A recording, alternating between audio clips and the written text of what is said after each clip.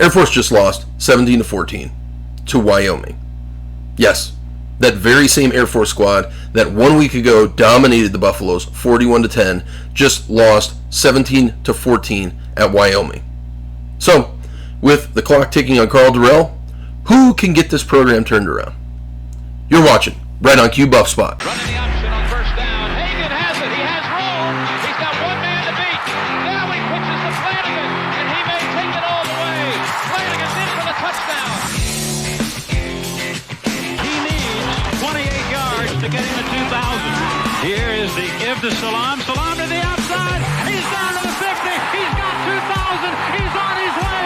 20, 15, 10. Let's it go. He's got 3 people down there. The ball's up in the air. Caught.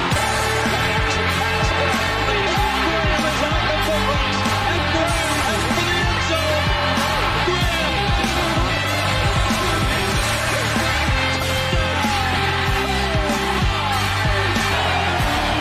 Greenberg, play action, walks one. Got his man. It's Jeremy Roll. Nobody's going to catch him. 3rd down and 7. Blitz.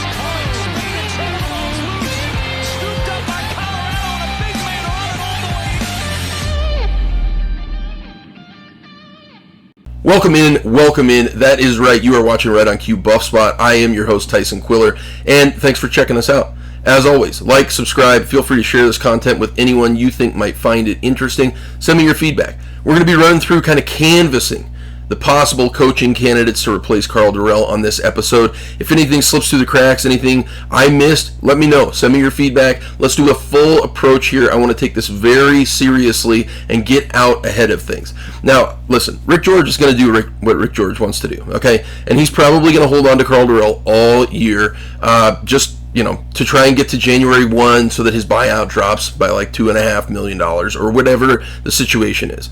But for us, we're going to get ahead of things. We're going to start setting the groundwork to rebuild this program. And what's the first step in the road to recovery? That is admitting you have a problem. Obviously, Rick George is not ready to do that yet. We have been able to do that, obviously. You and me, we know that to be true. The second step is understanding how bad the problem is. So today, we're going to start this episode off by taking a look, an honest assessment of where we are at before we dive into looking at possible coaching candidates. And it starts right here. The ground is bad. The topsoil is bad, to borrow an agriculture reference. There were 2 4-star players in each of the last 3 recruiting classes and the current 2023 class from the state of Colorado. In the 2020 class, number 8 offensive tackle in the nation, Andrew Gentry, signed with Michigan. And the number 16 offensive tackle in the nation, Roger Rosengarten, signed with Washington. In 2021, the number 10 tight end in the nation, Terrence Ferguson, signed with Oregon, and the number 20 offensive tackle in the nation, Trey Zune, signed with Texas A&M. Now, a couple of notes here. What have we been having the most issues with other than quarterback play in Boulder? I mean, we just fired the offensive line coach midway through the year last year. Of course it's the offensive line. All 4 of these guys in our own state played on the O-line, and we let them get away. Also, 2 of these 4, and you'll see by the end of this, 4 of the 8 total in the last 4 recruiting classes went to other Pac-12 teams. Now in 2022, the number 7 running back in the nation, Gavin Sawchuk, signed with Oklahoma, and the number 19 offensive tackle, another offensive tackle, George Fitzpatrick, signed right out of our own backyard, Cherry Creek High School, by Ohio State. In the current 2023 class, the number 34 edge defender, Blake Purchase, from Cherry Creek as well, has committed to Oregon. And wait for this one. The number 16 quarterback in the country, Braden Dorman, from Vista Ridge, has committed to Arizona. Yes, he chose Arizona, who went 1-11 last year over the Buffs. Pathetic. So, what have we done to this point to bolster the quarterback room? Well, here's the current depth chart. Outside of signing Maddox Kopp, a freshman, who is currently 5th on the depth chart, the Buffs, rather than getting that number 16 quarterback in the nation I just mentioned, who instead has committed to Arizona, we secured a commitment from the number 50 quarterback in the country. Now, 24/7 Sports only assigns a national rank to the top 1,000 players each year. Ryan Staub from Stevenson's Ranch, California, did not receive a ranking. Colorado currently sits with the number 48 recruiting class in the country for 2023. This is almost exclusively bolstered by a pretty solid collection of pickups on the defense. 2 solid edge defenders, a linebacker, 2 defensive backs. Chris Wilson's team has done really pretty well to this point. But even with how well the defensive unit is doing currently, let's take a look at some teams that are currently outperforming the Buffs on the recruiting trail. In total, 6 teams from the Pac-12 are currently ranked higher. Now, you'd probably expect Oregon, USC, Washington, but then Stanford and Arizona. I mean, Stanford went 3-9 last year, and Arizona, like I just mentioned, 1-11. Now, there are a couple other teams that I'm just absolutely shocked that they're out-recruiting us. I mean, Duke, Mississippi State, Kansas State, Boston College, Rutgers. I mean, are you kidding me? Duke is basketball school. Duke has never been good at football. And then you're talking about like Hattiesburg, Mississippi, and Manhattan, Kansas versus Boulder, Colorado. I mean, what is the sales pitch? Oh yes, and by the way, we lost 19 players in the transfer portal in all this last offseason, including our best running back, top 2 wide receivers, 3 of our starting 4 defensive backs. Every team in the Pac-12 but Stanford and Oregon State outperformed us in the transfer portal. In the last 17 years since Gary Barnett left, like I mentioned last week, we have had 5 different head coaches. In that time span, the Buffs have won just 35% of their games. That's an average record of 4-8 each year, and we've had just 1 winning season in that span, not counting the 4-3 COVID-shortened season. Colorado has not won a bowl game in 18 years. Okay, have we sufficiently set the current state of affairs? I think so. Enough beating a dead horse. Let's move on to the future. Now, any possible candidate is going to know all of that we just discussed as well, so you need a good pitch. Luckily, we have a tremendous pitch because this program has a very deep history and tradition. The first component of our pitch, story program. The University of Colorado has 718 wins all time. That is 28th most in football history. We have had 276 players drafted into the NFL. That's 25th most all time. The Colorado football program has spent 305 weeks ranked in the AP Top 25. That's the 31st most in the history of the poll. And we've had 31 consensus All-Americans come through Boulder. Colorado running back Rashaan Salaam won the Heisman Trophy in 1994, going for more than 2,000 yards on the ground. 3 other players have finished in the top 10 in voting since 1988, that being Darian Hagan, who finished 5th, Eric Bieniemy 3rd, and as recent as 2001, Colorado running back Chris Brown received the 8th most votes for the Heisman Trophy. Oh yeah, and did I mention, we won the national championship in 1990. Only 23 schools in the history of college football have both a national championship and a Heisman Trophy winner. Colorado is one of them. 2 Colorado head coaches made the 150 greatest coaches in college football's 150-year history, according to ESPN. Fred Folsom was 87th, and Bill McCartney 144th. How about the next component? Fan base. Folsom Field holds a maximum capacity of 53,613 fans. Average attendance at home games in the past 4 years, not counting the COVID restriction year of 2020, was 49,998. That's 93% capacity through a stretch of seasons where the Buffs went 5-7, 5-7, 5-7, and 4-8. That support comes whether you earn it or not. Each week from 2015 to 2019, CU football games had about 610,000 television viewers, according to the network's metrics, and Bleacher Report ranked the most loyal college football fan bases in the country, and Colorado Buff fans came in 33rd out of 131 different programs. Now, how about location? Now, the average age in Boulder is just 30 years old. You have a young and growing population. Boulder is consistently voted as one of the best cities to live in America. Pearl Street is a reminder of the old culture of Boulder, while the new is rising up.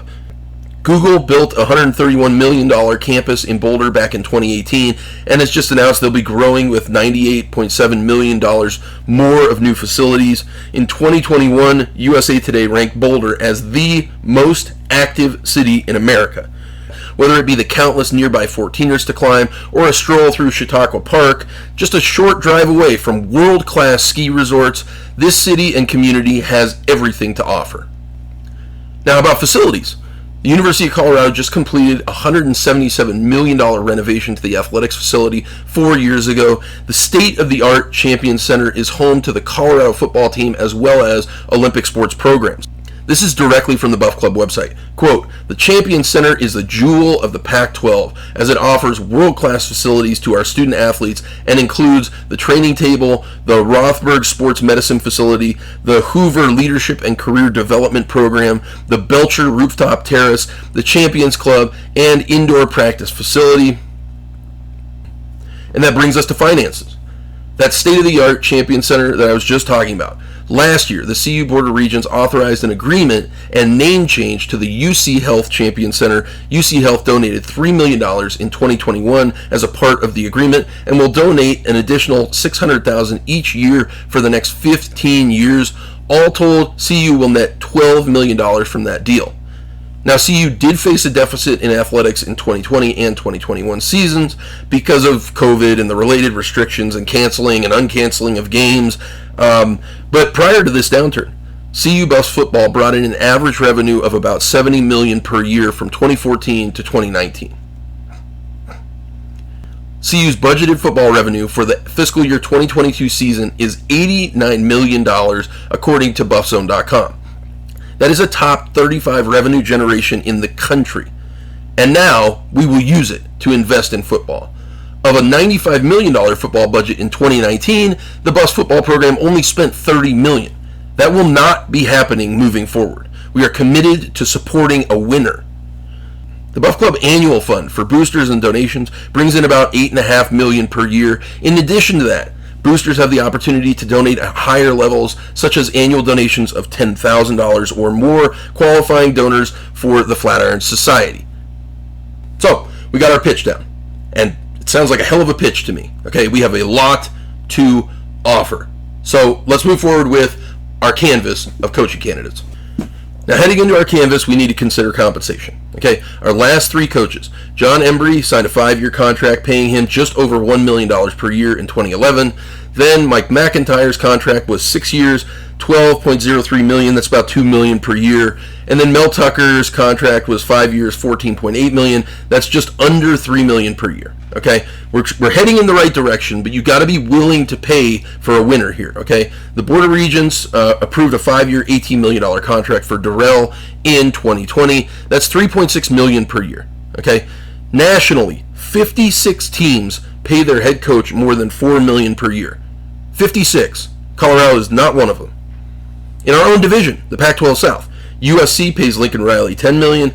Utah pays Kyle Whittingham $7 million. UCLA pays Chip Kelly $6 million, and Arizona State pays Herm Edwards $4 million per year. Now, there's really kind of three factors that you need to consider when we're talking about the compensation package that's going to be involved in a coaching change. Okay, you have the new coach's buyout from their old school. You have the new coach's salary, and then you also have to consider Karl Dorrell's buyout. Well, as far as Karl Dorrell's buyout, and this is the best information I was able to find. Again, I'm not associated with the university or the athletic department in any way, so these are the best numbers I was able to find. Dorrell's buyout, if fired today, would be about $10 million. If you wait until January 1st, that drops to $7.8 million. And then if you wait one more year, January 1st, 2024, that's $4 million. Now, the Buffs ultimately paid Mike McIntyre $7.238 million to go away. I think you know my opinion. I'd rather pay more on this side and less on the buyout on the new coach's side, just because, listen, when something's rotten, you got to move on. So like I said, as we consider new candidates, keep in mind we've already spent $10 million on Dorrell's buyout. But you have to be willing to pay for this program overhaul. So let's start right here. These are our Tier 1 first-class candidates. Now listen, okay, I'll get right out in front of it. These are probably all no's, but dang it, you need to call them and make them tell you no.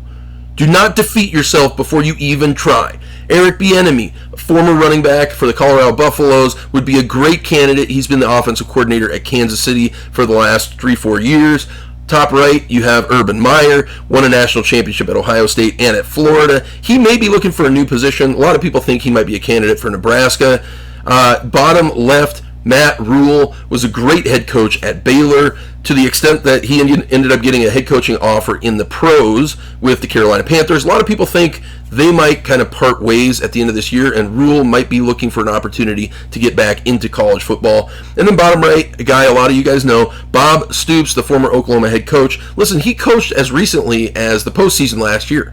He coached the Sooners to a bowl game win after Lincoln Riley had left for USC. With that Oklahoma job really tied up with Brent Venables now as the head coach, if Bob Stoops has any interest in coaching, I think we might have a shot. Now, one more name that I just added. Okay, I totally forgot about this guy, but he was all over ESPN yesterday as I was watching the Friday evening games. Dan Mullen, the former Florida and Mississippi State head coach, 50 years old. His salary at Florida was $7.57 million. Listen, he got fired from Florida. He didn't perform to Florida's expectations, but look at this record. In 4 years, 34-15. We would love that in Boulder. We would love that in Boulder, okay? And he's currently working as a TV analyst for ABC, so he's probably not expecting a contract to match what he had at Florida. Now, something to keep in mind, obviously, moving forward from this perspective of this coach is if he was to get back into coaching, I'm sure he would want to try and work his way back into the SEC. So he would probably come here. If we had a couple of good years, he'd probably leave to go to an SEC program, kind of like Mel Tucker did. But you know what? Darn it. I mean, we would have a couple of good years. Dan Mullen comes from the Urban Meyer coaching tree. Now, the second group, kind of tier 2, these are what I call undervalued proven coaches, okay? These are programs that are, in my opinion, beneath the Colorado Buffaloes, but these are coaches that are far outperforming what they've been provided with, basically, okay? First, you have Jamie Chadwell at Coastal Carolina. At 45 years old, he's making $1.15 million a year, 32-19 at Coastal Carolina. But look at this. In just the last two seasons, 2020 and 2021, they went 22-3. This dude is a hot coach's candidate, okay? But here's your drawbacks. He basically built the program. He took them to Division I in 2017. He may have some level of allegiance to this program that you just cannot get past. Also, he's currently in year 2 of an 8-year contract, but only a $1 million buyout. Remember, I told you, okay, the buyout for Dorrell was $10 million. I'd much rather pay more on that end than the buyout of the new coach, just $1 million for Jamie Chadwell. How about a guy that just kicked our teeth in, Troy Calhoun, 55 years old, a little bit older, $825,000 a year is all he's getting paid at Air Force. We could quintuple that. His record at Air Force, he's been there forever, 113-75. 4 times in the past decade, Air Force has finished with a 10-win or more season. Colorado's done that once. Your one kind of concern or worry would be, are we bringing the triple option to Boulder? Now, never mind the fact that we have a storied history in Boulder of the triple option. Okay, Darian Hagan, CJ, even Cordell ran some sets like that. And considering where we're at in the Pac-12, it may not be the worst idea ever, because we get great running back recruits. We always seem to get great running back recruits. And our quarterbacks, at least recently, Brennan Lewis, Montez, Sefo Luafau, very mobile quarterbacks, not really pocket guys. I think maybe it could work. He is currently halfway through a 6-year contract extension, and again, just a $1 million buyout. Now, Scott Satterfield just suffered a dramatic and unfortunate loss with his Louisville Cardinals last night, age 49.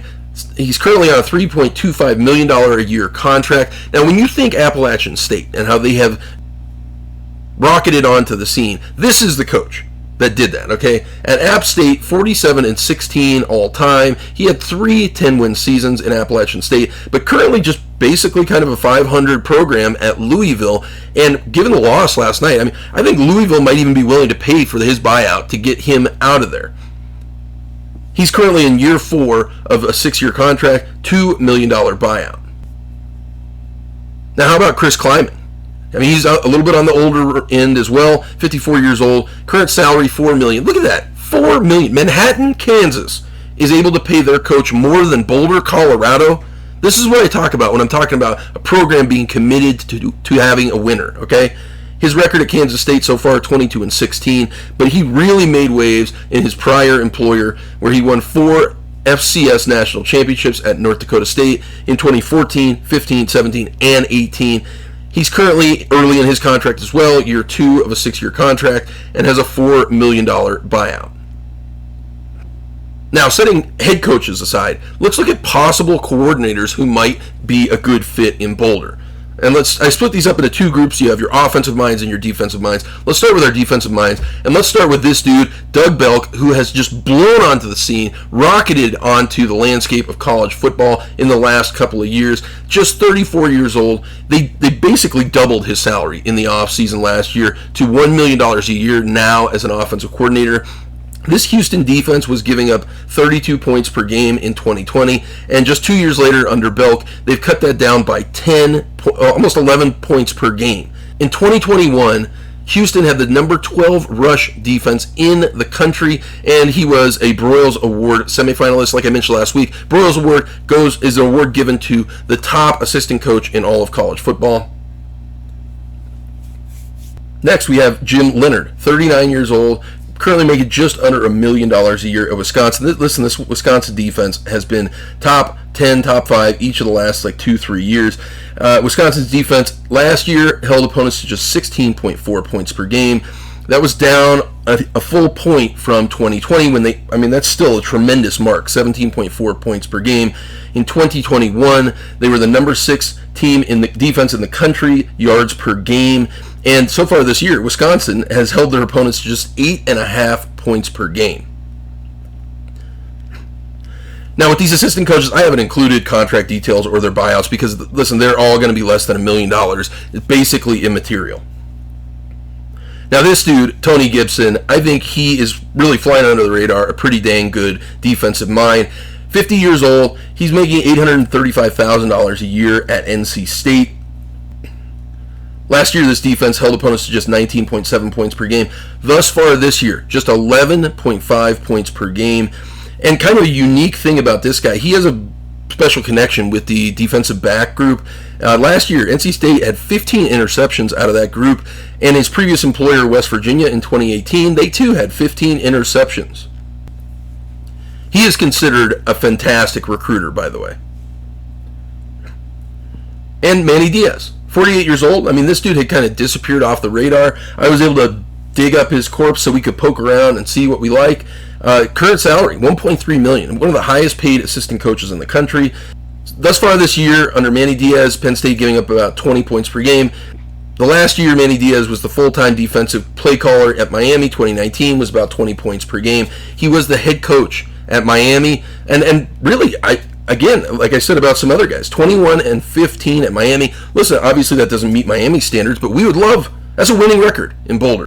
Something unique about his coaching style, too. From 2018 to 2021, Miami had a top 10 defense in the country in tackles for loss. A very aggressive mindset. Now, how about our offensive minds? And the first thing I'm sure that's going to jump out at you is that bottom left box. Yes, that's Byron Leftwich coaching the GOAT, Tom Brady. You may think it's ridiculous, but let me just lay it out here for you. 42 years old, he's making just $825,000 a year. We could quintuple that. And keep in mind, Tom Brady's going to retire soon. This is the time, if Byron Leftwich has any thoughts about being a head coach, the iron is hottest right now if he wants to jump and go do something, because I can't imagine he wants to stick around and rebuild with a brand new, 3rd round draft pick at quarterback. In 2021, Tampa's offense put up 30.1 points per game. The year prior, when they won the Super Bowl, they put up 30.8 points per game. And, I think Leftwich might be humble enough to be willing to come to a program like Colorado because the dude played quarterback, became a Heisman Trophy candidate at Marshall in West Virginia. This isn't an elitist guy. Now, how about Alex Golesh, the Tennessee offensive coordinator? Just 38 years old, currently $750,000 a year salary. At Tennessee last year and so thus far this year, averaging 40.3 points per game. They really have a tremendously fun offense with Hendon Hooker there. And kind of similarly to what I just said about Byron Leftwich, Hendon Hooker's gone after this year. So now might be the time for Golesh to jump at an opportunity for a head coaching job. His previous stop was at UCF under Josh Heupel as well. In 2020, they went for 42.2 points per game. Listen, at Tennessee, this Vols offense has scored 45 or more points in 5 straight games dating back to last year. Now, Jeff Grimes. This guy is really considered one of the brightest offensive minds in college football right now. 53 years old, a little more on the older end.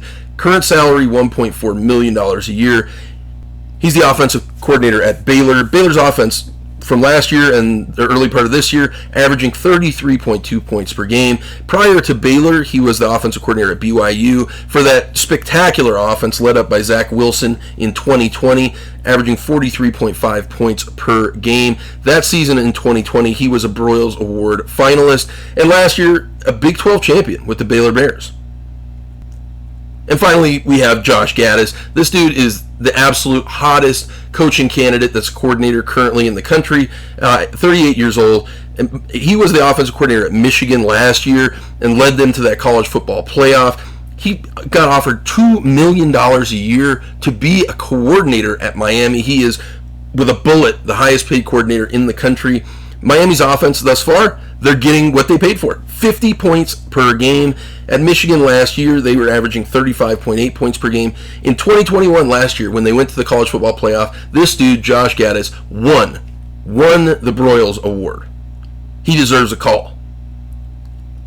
Now, how about some possible candidates that we know have ties to the CU program? Let's start that with Brian Lindgren, 42 years old. His current salary, just $325,000 a year. He's the offensive coordinator at Oregon State. Listen, he was the Buffs offensive coordinator from 2013 to 2016. And in that 2016 season, CU went 10-4 under Mike McIntyre, averaged 31.1 points per game. That was that Sefo Liufau offense. It was the very next season when the arch-villain Cheverini came in and just began dismantling our offense, and it's been terrible ever since. And you have Tyson Summers, 42 years old, $325,000 a year contract he's under right now. Currently, he is the defensive coordinator at Western Kentucky. Now, he was the Buffs defensive coordinator from 2019 to 2020 and came with Mel Tucker over from Georgia, where he was a defensive analyst. Listen, those defenses were pretty stout. They were pretty good. And I had forgotten about this story, but basically, Karl Dorrell fired him after the 2020 season, not because the defense wasn't good, not because he wasn't performing at his job and his duties, but the quote I read in the article was, quote, have a fresh start with a new guy of his choosing. I mean, what is that? Has Karl Dorrell made a right decision ever? Because the defense has been terrible ever since. Now let me close this out with a couple of candidates. I'm going to ask you at the end of this episode to send me names that you think we need to keep on the Canvas board, but I'm going to close this out with a couple of names I anticipate you'll probably send my way and tell you why I think probably it's not worth pursuing them. First, Matt Campbell, Iowa State, 42 years old, currently under $4 million a year salary, 44 and 34. I mean, he had a breakout year in 2020 where he was the Big 12 Coach of the Year, but really it's been kind of pedestrian considering all the hype he's gotten. Also, he's very early in his contract, just year 2 of an 8-year contract with a $7 million buyout. So at that point, if you do that, you've already spent $17 million and between Dorrell and Campbell's buyout, and you haven't even paid a single penny to Matt Campbell for his salary yet. Now everyone's hot choice coming off of their big win over Texas A&M, Sean Clark, the current App State head coach, 47 years old. He's getting paid just under $500,000 a year. But like I mentioned earlier, this is not the App State coach that you're looking for. Scott Satterfield is the coach that you're looking for if you want to talk about the App State program that really exploded onto the scene. Clark's record at App State is just 21-8. I think this guy is just beneath us. Now how about Pat Fitzgerald, Northwestern head coach, 47 years old, getting paid $5.7 million a year. Yes, look at that. Look at that. Northwestern. Are they a better football program than Colorado? I mean, Gary Barnett didn't seem to think so. He left there and came here. Northwestern paying their head coach $2 million more than we're paying our head coach. That's just not buy-in to having a winning program. Now, the things that have me concerned, Pat Fitzgerald played linebacker at Northwestern. I mean, there may be an allegiance, a commitment, a loyalty there that you're just not going to be able to pull him away, and I think that's the case. He also is in year 2 of a 10-year contract. It's a private school, so the buyout information I wasn't able to get a hold of, but a lot of the reporting around this topic was saying basically Pat Fitzgerald and the program have just decided they're ride or die for 10 years. How about Jonathan Smith, Oregon State head coach? He's kind of been a hot topic the last year, 2 years, 43 years old, currently getting paid $4 million a year. But outside of the last couple of years, I mean, he only has a record of 18-28 at Oregon State. Also, he too played quarterback at Oregon State. There could be an allegiance, a loyalty there. He may not want to leave his alma mater. And they just pinned a brand new extension with him in the offseason. So he's just in year 1 of a 6-year contract, $3.5 million buyout. PJ Fleck, Minnesota's head coach. As I'm talking to you right now, it is T-minus like 1 hour before the Buffs are likely going to get stomped in at Minnesota. He is 41 years old, currently getting paid $5.1 million a year. Again, look at this. I mean, $1.5 million more than Colorado is paying their head coach. His record at Minnesota, 37-23. They had that big breakout year in 2019 where he won the Big Ten Coach of the Year, but he's very early in his contract as well, just year 2 of 7. And like I said about Matt Campbell, you have a $7 million buyout. I think that makes this unfeasible. Now, a coach I really wanted to be a candidate, Dana Holgorsen at Houston. I think he's a fantastic head coach, 51 years old. Houston is paying him $4.2 million a year. Houston is paying him $500,000 more per year than Colorado's paying their head coach. At Houston. You hear me? At Houston. His record is 20-16. And the reason I would think he would want to come to Colorado is to have another shot. He formerly coached at West Virginia, to have another shot at a Power 5 program. Well, guess what? Starting next year, Houston joins the Big 12. Holgorsen, too, penned a new contract extension in the offseason. He's just in year 1 of a 6-year contract with a $4 million buyout. And finally, Jeff Brom, 51 years old. He's getting paid $5.1 million a year. Now, they had kind of a really fantastic season last year. They got that big bowl win in just an offensive spectacular against Tennessee. But overall, I mean, he's a .500 coach, 29-30. He, too, pinned a new contract extension in the offseason. As a generality, I think the guys who pinned a new contract extension in the offseason are probably off the board for consideration. And like I said, send me your feedback at RightOnQCS on Twitter, rightonqcs@gmail.com. Don't forget to like, subscribe, share this content with anyone you think might find it interesting. You have been watching Right on Q Buff Spot. I'm your host, Tyson Quiller. And as always, until next time, go Buffs! Running the option on first down. Hagan has it. He has room. He's got one man to beat.